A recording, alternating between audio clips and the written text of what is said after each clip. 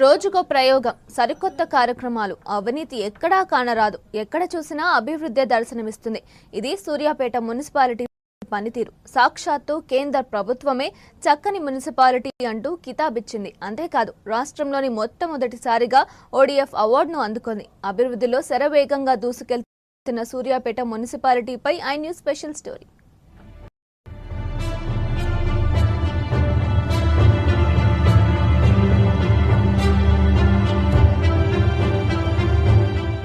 ఇది సూర్యాపేట మున్సిపాలిటీ.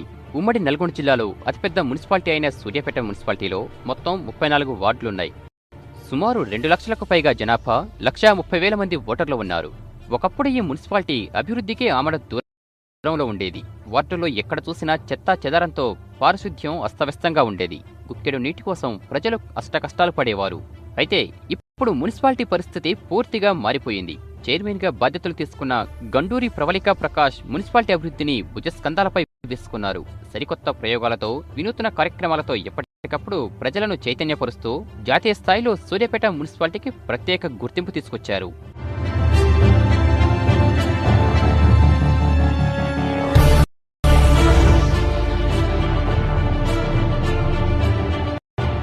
అయితే మొట్టమొదటగా ప్రయోగాత్మకంగా ఉండమ్మ బొట్టు పెడతా అనే అద్భుత కార్యక్రమానికి శ్రీకారం చుట్టి ఫుల్ సక్సెస్ అయ్యారు మున్సిపల్ చైర్మన్ ప్రవళికా ప్రకాష్. ఈ కార్యక్రమమే అంతర్జాతీయ అవార్డును సాధించిపెట్టింది.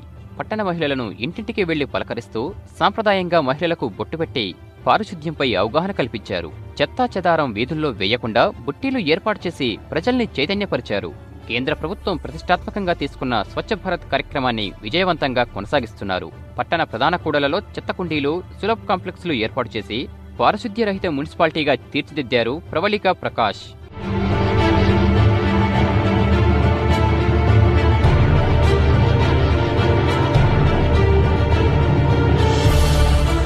ఇక తెలంగాణ ప్రభుత్వం ప్రతిష్టాత్మకంగా ప్రవేశపెట్టిన హరితహారం కార్యక్రమాన్ని ఉద్యమంలో ప్రజల్లోకి తీసుకెళ్తున్నారు. ప్రతి కాలనీలో స్థానికుల సహాయంతో మొక్కలను నాటి వాటి సంరక్షణకు ప్రత్యేక చర్యలు చేపట్టారు. సెంటిమెంట్ వర్కౌట్ అయ్యేలా నాటిన మొక్కలను ఇంటి ఆడపడుచులా భావించి ఆడబిడ్డకు సారపెట్టిన విధంగా మొక్కలకు చీర చుట్టి ప్రతి మొక్కను సంరక్షించేలా బాధ్యత తీసుకున్నారు.